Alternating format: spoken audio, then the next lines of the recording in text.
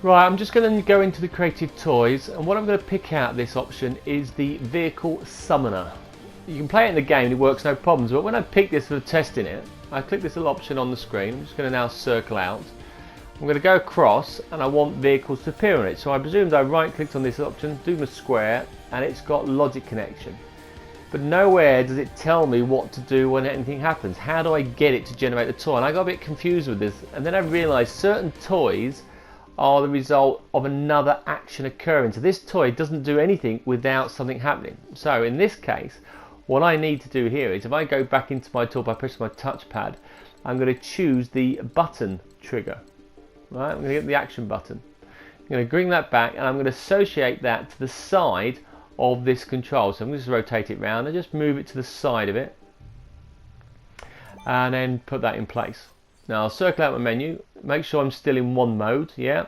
And what I'm going to do now is I'm going to point to that little tool there and make a connection.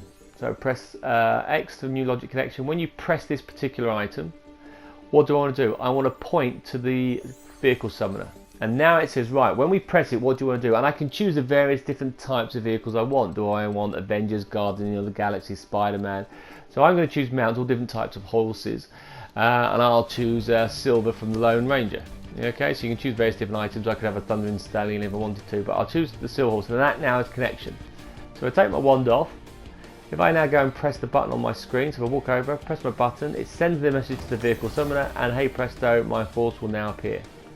I can jump on the horse, ride around, come off it. Now even though the horse is there, if I come off, go back and press the vehicle again, I get another horse appear on the screen. And I can go across and then get rid of that out of the way. Come on horse, move it. Now what if you change your mind, you didn't want horses, you're bored of those? Well, I can go back, and if I get my wand back out again on the machine, I'm actually going to change the connection. So what I'm going to do now is get my wand and re-change that connection and go to my settings. And if you look, it will now show you that I have the Vehicle Summoner. So I'm going to press the square button here to delete that link. That means that link is now broken, it doesn't work. So I now can reconnect to it again and create a new logic when you press it. But this time when I choose a vehicle, I want it to be random. I want it to be any vehicle. I don't want to know what vehicle I'm going to get. So I'm going to press the random option. Now let's test it out.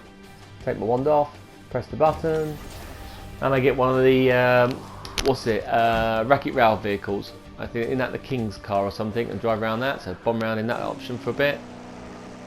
Nice power slide. Get out. Now if I go in and press the button again now, see what other vehicle I get.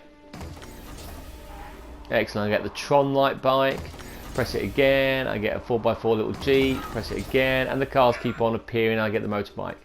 That's how you use the Vehicle Summoner. Hope that little tip helps. Enjoy making your toy boxes.